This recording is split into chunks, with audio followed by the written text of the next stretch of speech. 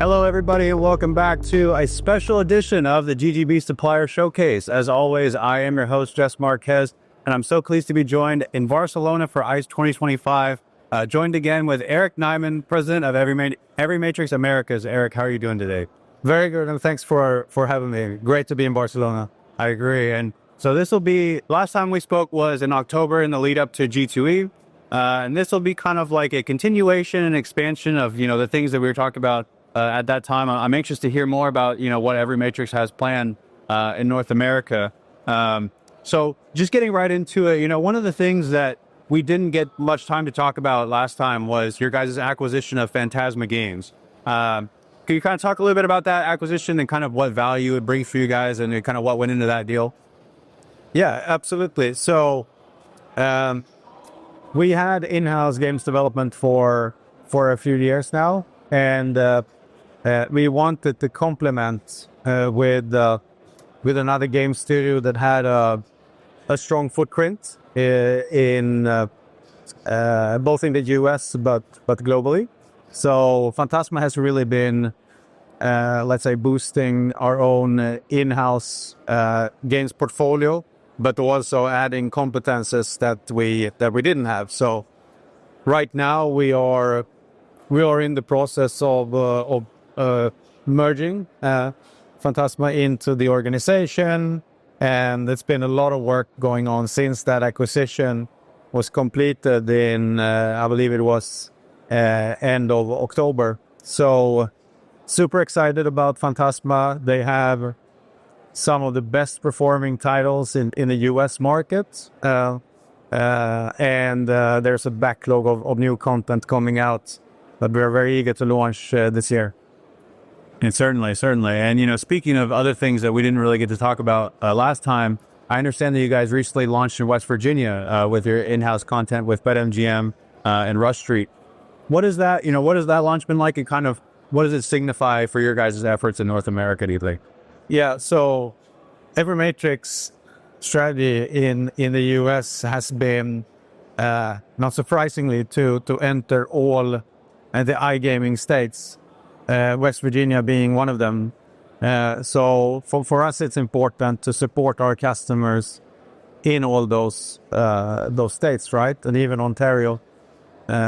So the launch has been successful. It happened just before the end of the year. And in a small market that West Virginia is, we still see good traction and good growth. Excited also about launching in a couple of other states in the near future as well. I was gonna say. So, are you guys currently live in every iGaming state in the U.S., or are there any others that are still?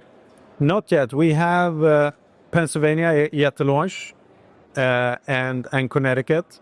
So we're looking at the launch in Pennsylvania in February. Oh. And this will also be a first state where we will come in as a leading aggregator to bet parks, where we're going to source also other content that is not our own, which has always been the plan for EveryMatrix, being a leading aggregator in other markets. That's where we're heading in the US as well. So kind of, touching on that and also with the context of your guys' most recent developments, what is the equation in terms of acquisitions versus in-house development, and kind of how do you guys view the push and pull between those two as you kind of try to expand and grow? Yeah, so I mean, acquisitions put a lot of stress on the organization. I think that's how it is. We took on 2 acquisitions last year, one being more relevant to the US, Fantasma, and then FSB, which is more of a UK and to address African market as well. So these are now being integrated into the company. How you merge different cultures and trying to keep the positive spirit and all these things that were in both of these organizations. So So that's one side of it. And also I think EveryMatrix have historically been quite unique in this industry with not doing much of acquisitions over our 16-year history. We have over time built our products in-house. So the core components, the PAM, the player account management, the platform, has been developed in-house. Our sportsbook, Odds Matrix, has been developed in-house. And the casino engine, which is our casino aggregation platform, has also been built in-house. So for us, it's been more of addressing new markets, let's say buying our way in. I would say that is the case for FSB, because we didn't have a big footprint into the UK. And with Fantasma, it's been more of a complement product that we needed to boost our own in-house development games. Yeah, that's what I would say. I mean, on the industry as a whole, this is constant consolidation. A lot of those processes are not easy, and you have to balance many factors, and not least make sure that that you keep what was good in those organizations, keep the spirit going, but then also include it in the EveryMatrix family. Certainly. And like you mentioned, you know, when you have such a wide array of products in-house, I'm sure that kind of shifts the calculus a little bit in terms of game plan there. One other thing, you know, it's interesting how much things can change in just a few short months, right?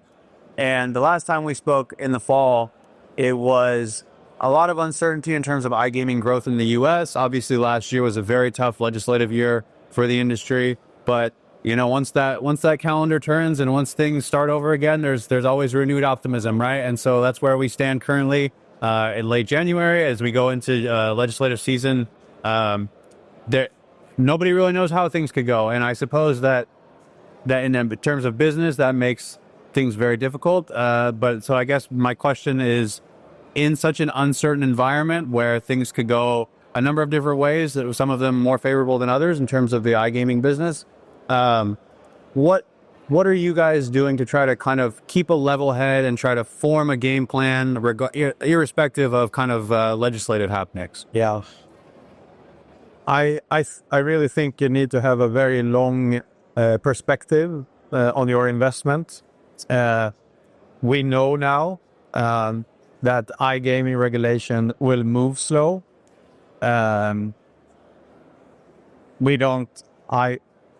Maybe one more state in this upcoming year, and don't ask me which one. I'm not sure. It doesn't look great. So we need to grow in the markets we have, and coming in. I mean, we started with our own games.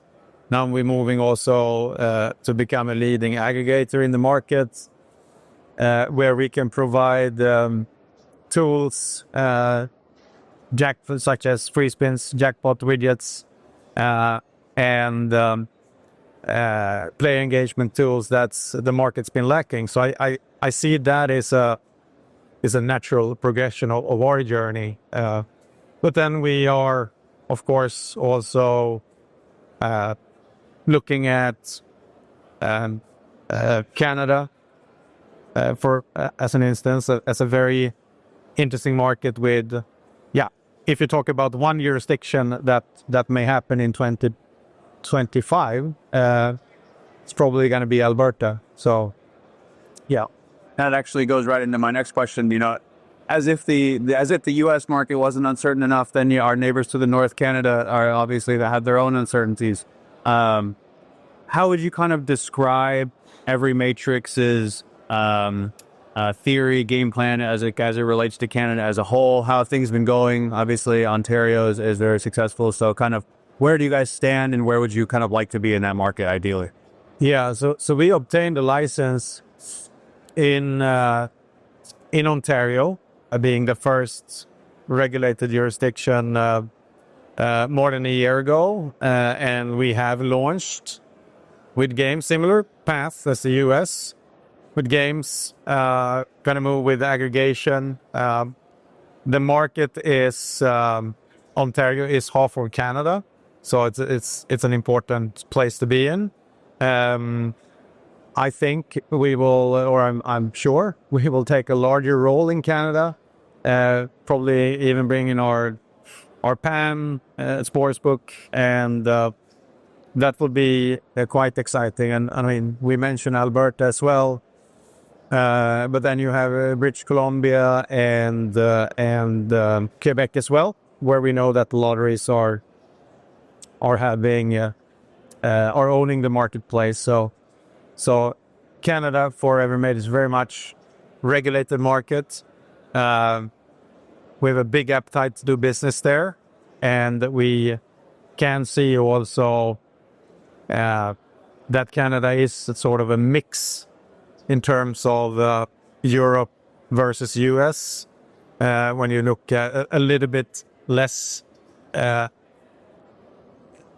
red tape, if I may say so, in Canada, in terms of the licenses, different procedures, that we have. Overall, like generally speaking, do you think that there is maybe a world in which the North American market as a whole, with both the US and Canada, becomes a much more prominent part of EveryMatrix's overall business? I mean, where do you see that region kind of in the overall grand scheme of EveryMatrix? Yeah, I think so. I mean, we're very strong in Europe. I mean, that's where we're coming from. North America is definitely the key growth market for the company, and there's a lot to do. I mean, it's still a lot of states to regulate, and I mean, you see great potential with product improvement, and that the market continue growing very, very strong.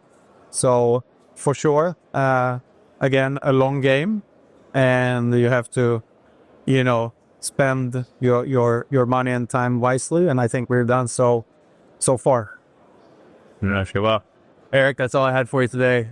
Thank you so much for joining me. It was great to meet you in person and connect this way. All we had to do was go all the way across the world to do so. So maybe we can do so in the States sometime soon. But yeah, thank you so much. Thank you very much. Pleasure being here. And next time in Vegas. That's all right.